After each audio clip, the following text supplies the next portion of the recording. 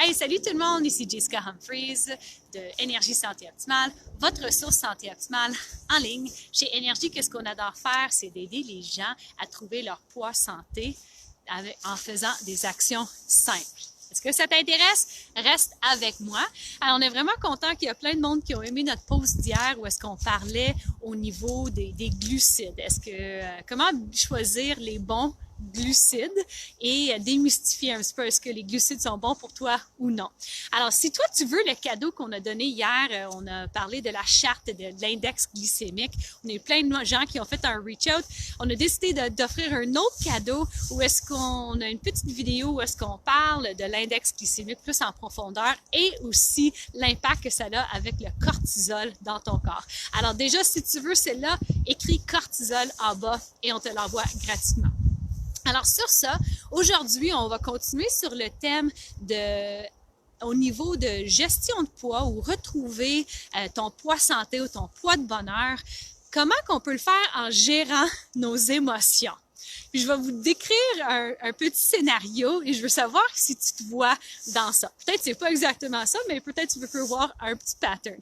Parce que les recherches démontrent que au niveau de notre gestion de poids, c'est directement aussi relié avec nos émotions. Puis quand on a des émotions qui sont plus dans le négatif, qui sont plus dans le limitatif, qui nous causent du stress, mais ça a aussi un impact sur notre corps et aussi sur nos hormones.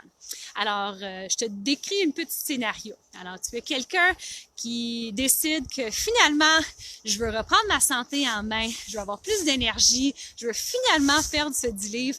Alors, tu prends des ressources, peut-être de chez Énergie, et tu commences à les mettre en application. Alors, le soir, avant, tu prépares ton lunch. C'est un lunch à faible index glycémique. Tu prépares les enfants, toutes leurs choses qu'ils ont besoin pour le lendemain.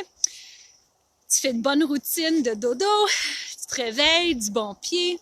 Ensuite, tu commences avec ta routine gagnante ou est-ce que tu commences avec quelques gratitudes pour ta journée, des affirmations positives. Puis ensuite, tu prends un grand verre d'eau, tu bouges ton corps, tu t'énergises, tu te dis aujourd'hui, là, ça va être ma bonne journée que je vais mettre tout en pratique, je suis tellement heureuse. Alors, là, tu descends en bas, tu commences à te préparer pour aller soit au travail, ou si ça va à l'école, ou que tu as des enfants que tu es en train de préparer. Tout va au bon train le matin, tu es toute préparée. Et là, tu embarques dans l'auto pour soit conduire tes enfants à la garderie ou à l'école. Et toi aussi, tu t'en vas au travail. Et là, tout à coup, mi-chemin, un de tes enfants te dit « Hey, maman, j'ai oublié » ou « Papa, j'ai oublié mes souliers ». Là, il y a un petit stress qui commence à monter. « Ah non, qu'est-ce que je vais faire? Je retourne-tu à la maison? Est-ce que quelqu'un d'autre peut les amener? » Mais finalement, tu décides de retourner à la maison, tu prends les souliers. Ah, tu es un petit peu en retard à la garderie. Là, il y a un petit stress qui monte. Peut-être, là, tu écoutes en allant au travail, tu écoutes peut-être les nouvelles. Puis là, ça commence à mettre plein de négativité ou de limitation dans ta tête ou un petit peu de noirceur si c'est pas des bonnes nouvelles. Tu arrives au travail, tu es un petit peu en retard. Là, il y a du stress qui monte, mais là, c'était pas ton intention d'avoir ça durant la journée. Là, tu arrives au travail, tu as 50 courriels qui t'attendent, tu as 10 appels, il y a 2 collègues qui ont besoin de ton aide et boum, le matin roule comme tu l'as pas vu passer. Tu as même oublié de manger ta collation à faible index glycémique parce que tu n'avais juste pas le temps. Finalement, à l'heure du lunch arrive, tu t'assois, tu manges ton lunch à faible index glycémique, bravo, tu te sens bien. Mais c'était la fête de Sandra, une de tes collègues, et quelqu'un a amené un gros gâteau. Et comme tu étais un petit peu fatigué, tu te dis « Ah, j'aimerais tellement prendre ce morceau de gâteau. » Alors, tu prends un morceau, mais là, tu te culpabilises un petit peu parce que tu dis « Ah, mais ça fait pas partie de mon plan d'aujourd'hui. » Alors, là, tu prends une petite marche, tu te réénergises, tu te dis cet après-midi, ça va bien passer. Et ça roule la journée. Peut-être tu prends un café pour te réveiller, pour garder ton énergie. Et là, quand tu retournes de la maison, les enfants reviennent et tu es fatigué, peut-être épuisé, et tu trouves toutes les excuses pour peut-être pas aller à ton cours de spinning ou natation. Et là, finalement, tu finis ta journée puis tu n'es pas fier de toi. Puis là, tu dis des belles choses. Alors, ça, c'est un scénario un petit peu exagéré, mais je sais que ça arrive parce que ça m'arrive à moi des fois. Ça arrive à Bruno des fois. Alors, qu'est-ce que ça a le lien avec nos émotions et la gestion de poids?